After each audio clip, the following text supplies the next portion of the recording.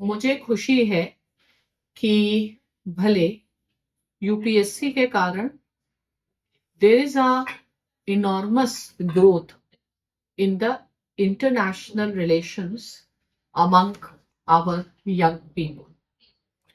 And I have seen that many of you in your DEF have mentioned reading about international relations, world affairs, geopolitics as your hobby.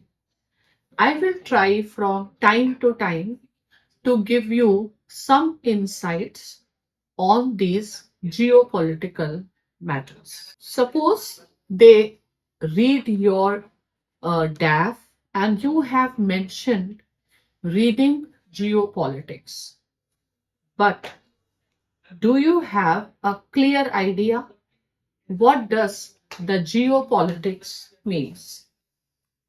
I can ask a question that is there any change in the geopolitics of present from the geopolitics of past? So how a candidate should handle this question?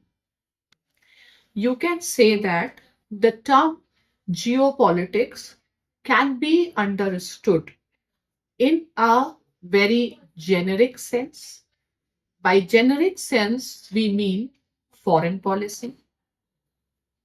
At the same time, we can talk in a very specific sense, the way prominent geopolitical scholars like Alfred T. Mahan, Mackinder talks about it.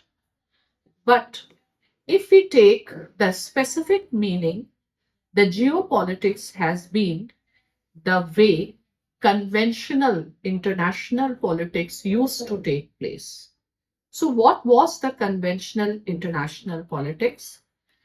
The struggle for power among nations for the control of territory and the control of resources.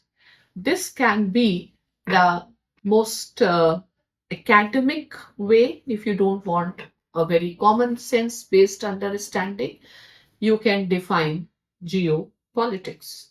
And that is why Arthashastra, that is Kautilya's magnum opus, is an example of geopolitics where he talks about the Mandal theory.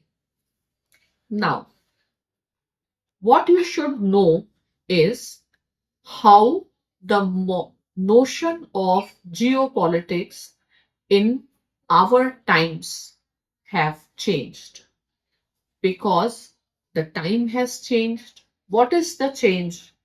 The change is we are living in a global world. No one can deny that the technologies have brought interconnectedness, though at times it is also described that the globalization and its forces could not unleash the forces of interdependence in the way it should have been.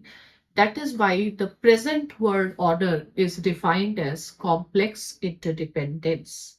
So, what we see the modern politics, modern geopolitics. What is the example of modern geopolitics? So, the struggle for the resources and territory is continuing. We can see Russia's action in Ukraine. We can also see time and again China entering into the territorial dispute with its neighbors. So maybe the old is coming back, but at the same time, the new geopolitics is also not unimpacted by the forces of globalization. So, what can be the example of new geopolitics? You can cite the example of BRI as a neo geopolitics. Now, what is new here? The new here is the role economic factors are playing, the role soft power is playing. So, the difference between the old and the new geopolitics is old geopolitics is heavily militaristic idea, but a neo geopolitics is based on the contemporary realities. Because of complex interdependence and the forces of globalization, we have to give enough space also for the economic power and the soft power. Fine. So China's BRI should be seen as an ideal construction to understand the modern geopolitics, where the military tools are not the prominent one, where the economic tools of diplomacy, where the soft power tools, where China gave the vision of a community with common destiny. So, this is how you can handle this particular topic. So, I'll try that from time to time I can help you little bit in your interview preparations, as well as my effort I want should increase the general awareness among the common people also, so that they can also understand diplomacy and world politics at a much deeper level and can have more qualitative understanding.